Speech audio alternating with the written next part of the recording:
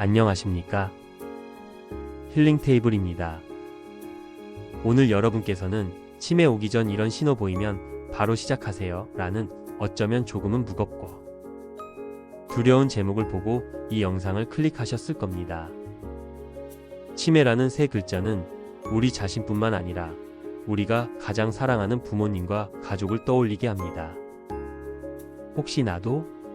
우리 부모님이 요즘 자꾸 깜빡하시는데 하는 불안감은 누구에게나 찾아올 수 있는 지극히 당연한 감정입니다.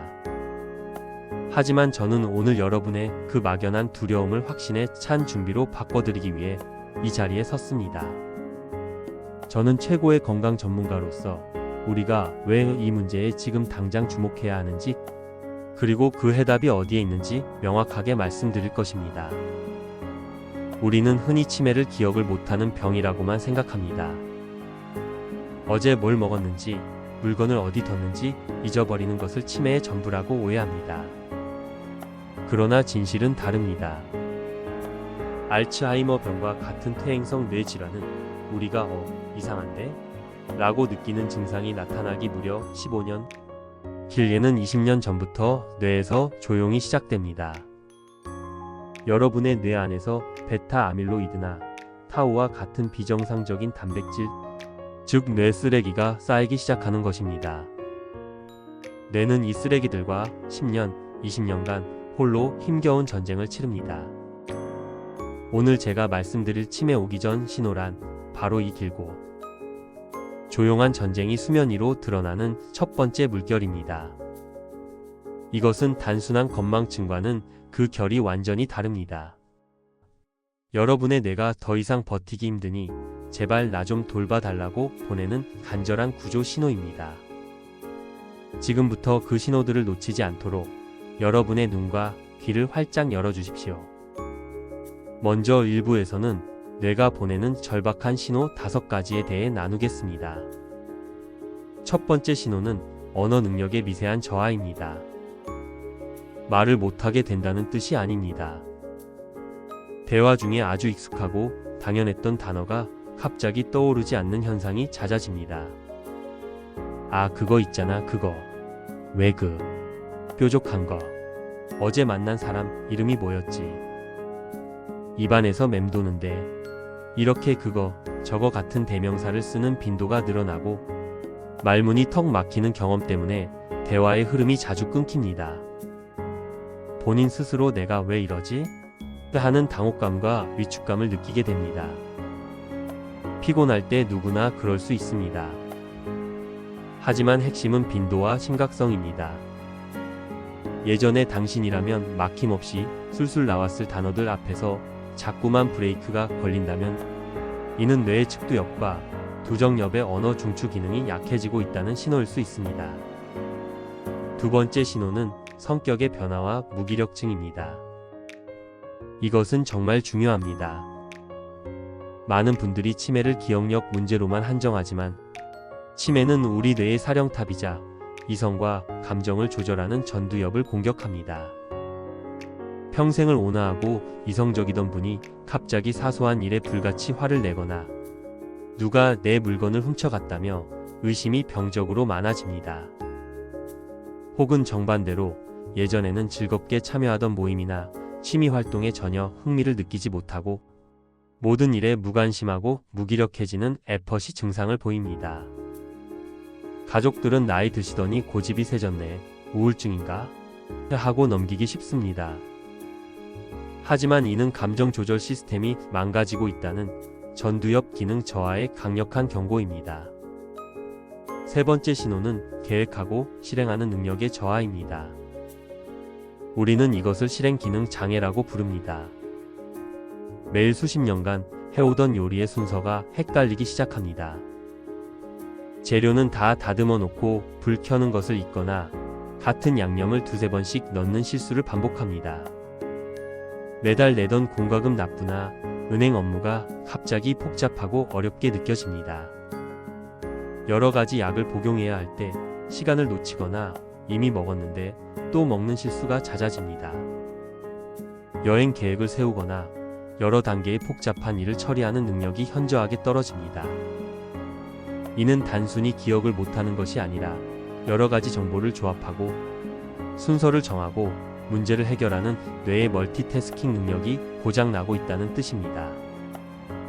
네 번째 신호는 공간 지각 능력의 혼란입니다.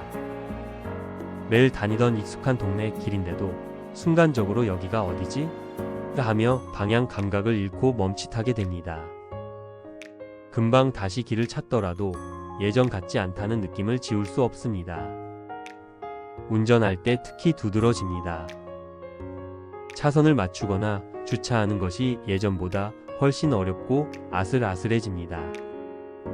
물건과의 거리를 제대로 인지하지 못해 자꾸 부딪히거나 계단을 내려갈 때 발을 헛디딜 뻔하는 일이 잦아집니다. 이는 시력의 문제가 아니라 뇌의 두 정엽이 시각 정보를 분석하고 공간을 파악하는 능력을 잃어가고 있다는 신호입니다.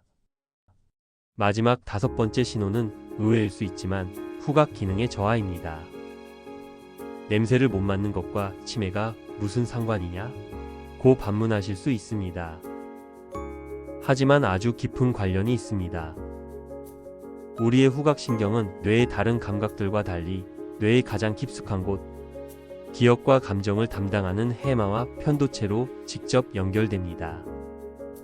수많은 연구에서 알츠하이머병 초기 환자들에게서 다른 어떤 인지기능 저하보다도 후각이 먼저 떨어지는 현상이 일관되게 관찰되었습니다. 예전에는 민감하게 맡았던 음식 탄 냄새, 가스 냄새, 혹은 향수 냄새를 잘 인지하지 못하게 됩니다. 물론 비염이나 다른 질환 때문일 수도 있지만 특별한 이유 없이 냄새를 구별하는 능력이 현저히 떨어졌다면 이는 뇌의 가장 깊은 곳에서부터 변화가 시작되고 있다는 강력한 초기 신호일 수 있습니다. 이분은 뇌를 살리는 5가지 핵심 전략에 대해 알려드리겠습니다. 자, 여기까지 듣고 내 이야기인데? 우리 부모님 이야기인데? 하며 가슴이 철렁 내려앉은 분들이 계실 겁니다. 하지만 제가 서두에 말씀드렸습니다. 이 신호들은 당신은 곧 치매에 걸릴 것입니다. 라는 사형 선고가 아닙니다. 아직 늦지 않았으니 지금 당장 나를 돌봐 달라는 뇌의 구조 신호입니다. 지금부터가 중요합니다. 바로 시작하세요. 도대체 무엇을 어떻게 시작해야 할까요? 그 해답의 중심에는 바로 뇌의 염증과 뇌의 인슐린 저항성이 있습니다. 조금 어렵게 들리시나요? 쉽게 풀어드리겠습니다. 일부 학자들은 알츠하이머병을 제3형 당뇨병이라고 부릅니다. 우리가 설탕, 음료수, 흰빵, 흰쌀밥, 면 같은 정제 탄수화물을 과도하게 섭취하면 우리 피 속의 혈당이 치솟습니다. 우리 몸은 이 혈당을 처리하기 위해 인슐린이라는 호르몬을 대량으로 분비합니다. 이런 일이 매일 수십 년간 반복되면 어떻게 될까요? 우리 몸의 세포들은 계속되는 인슐린의 공격에 지쳐 문을 닫아버립니다. 이것이 인슐린 저항성입니다. 문제는 이 끔찍한 일이 우리 몸뿐만 아니라 뇌에서도 똑같이 일어난다는 것입니다.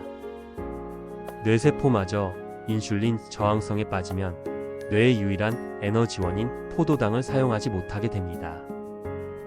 뇌세포가 굶주리는 상태가 되는 것입니다. 게다가 이렇게 높아진 혈당과 인슐린은 그 자체로 뇌의 만성 염증을 유발하고 베타 아밀로이드 같은 뇌 쓰레기를 청소하는 뇌의 청소 시스템을 마비시킵니다. 뇌세포는 굶주리고 뇌는 염증으로 불타고 쓰레기는 계속 쌓여가는 최악의 상황이 되는 것입니다. 따라서 바로 시작하세요. 의 첫 번째 명령은 명확합니다. 첫째, 뇌를 공격하는 음식을 당장 중단하십시오. 여러분의 식탁에서 지금 당장 치워야 할 3가지가 있습니다. 설탕과 액상과당 음료수, 주스, 과자, 아이스크림, 각종 소스. 이는 뇌의 인슐린 저항성을 유발하는 제일의 적입니다. 정제 탄수화물 흰 쌀밥, 흰빵, 밀가루면 떡. 이들은 소화되는 순간 100% 설탕과 같습니다. 나쁜 지방 마가린, 쇼트닝 같은 트랜스 지방과 과도한 콩기름, 옥수수 기름 같은 오메가6 지방산 염증 유발으로 튀긴 음식입니다. 이것들을 끊어내는 것만으로도 여러분은 뇌를 향한 공격을 멈출 수 있습니다. 둘째, 뇌를 보호하고 회복시키는 음식으로 식탁을 채우십시오. 저는 뇌 건강을 위해 특별히 설계된 저속 노화 식단을 강력하게 권고합니다. 이 식단을 엄격하게 따른 그룹은 알츠하이머 발병 위험이 무려 53%나 낮아졌습니다. 핵심은 이렇습니다. 뇌의 60%는 지방입니다. 뇌세포막을 유연하게 하고 염증을 줄이는 좋은 지방을 매일 섭취해야 합니다. 오메가3는 고등어, 연어, 꽁치 같은 등 푸른 생선과 들기름, 아마씨유에 풍부합니다. 뇌세포막의 주성분이자 강력한 항염증제입니다. 엑스트라 버진 올리브 오일을 매일 샐러드나 요리에 사용하십시오. 올리브 오일의 올레오칸탈 성분은 뇌의 염증을 줄이고 뇌 쓰레기 베타 아밀로이드를 청소하는 것을 돕습니다. 견과류, 특히 호두는 뇌에 좋은 식물성 오메가3가 풍부합니다. 또한 뇌는 우리 몸에서 산소를 가장 많이 쓰는 장기입니다. 그만큼 활성산소의 공격에 취약해 쉽게 녹슬게 됩니다. 뇌가 녹쓰는 것을 막는 항산화제를 매일 공급해야 합니다. 베리류, 블루베리, 딸기, 아사이베리 등입니다. 안토시아닌이라는 강력한 항산화제가 뇌의 혈관 장벽을 통과해 뇌세포를 직접 보호합니다. 녹색 잎채소, 시금치, 켈, 브로콜리입니다. 이것들에는 엽산, 비타민 K, 루테인이 풍부합니다. 특히 엽산은 뇌혈관을 공격하는 독성 물질인 호모시스테인의 수치를 낮추는 데 필수적입니다. 강황 카레의 커큐민 성분은 지구상에서 가장 강력한 항염, 항산화 물질 중 하나로 뇌 쓰레기가 뭉치는 것을 직접적으로 방해합니다. 셋째, 뇌를 청소하는 잠을 주무십시오. 우리가 잠을 자는 동안 우리 뇌는 비로소 청소를 시작합니다. 뇌의 글림프 시스템이 가동되어 낮 동안 쌓인 뇌의 노폐물, 즉 베타 아밀로이드 같은 독성 단백질을 뇌척 수액으로 씻어내는 뇌세척 작업이 이루어집니다. 하루 7시간에서 8시간의 깊고 질 좋은 수면을 확보하지 못한다면 여러분의 뇌는 매일 쓰레기를 청소하지 못한 채 방치되는 것과 같습니다. 수면 부족은 치매로 가는 지름길입니다. 오늘부터 여러분의 수면 환경을 점검하고 수면의 질을 높이는 데 사활을 거십시오. 넷째, 뇌에 비료를 주는 운동을 시작하십시오. 운동이 어떻게 뇌를 이라고 생각하십니까? 운동은 뇌 건강을 위한 가장 강력한 처방입니다. 우리가 숨이 찰 정도로 걷거나 뛸 때 우리 뇌에서는 뇌유래 신경영양인자라는 기적의 물질이 분비됩니다. 저는 이것을 뇌의 비료라고 부릅니다. 이 뇌유래 신경영양인자는 기억의 중심인 해마에서 새로운 뇌세포가 자라나도록 촉진하고 기존 뇌세포 간의 연결 시냅스를 더욱 튼튼하게 만듭니다. 뇌가 스스로를 치유하고 성장하게 만드는 것입니다. 일주일에 단 3번, 30분 이상 땀이 날 정도의 유산소 운동을 바로 시작하십시오. 당신의 뇌에 가장 확실한 비료를 주는 일입니다. 다섯째, 뇌를 자극하는 활동과 소통을 멈추지 마십시오. 뇌는 근육과 같아서 쓰지 않으면 퇴화합니다. 앞서 말씀드린 신호들이 보인다고 해서 두려워서 모든 활동을 멈추고 집안에만 고립되어서는 안 됩니다. 오히려 그 반대여야 합니다. 새로운 언어를 배우고 악기를 다루고 책을 읽고 토론하고 복잡한 계산을 하는 등 뇌에 즐거운 스트레스를 주어야 합니다. 이것이 뇌의 인지 예비능을 키우는 길입니다. 뇌에 예비 타이어를 많이 장착해 두는 것과 같습니다.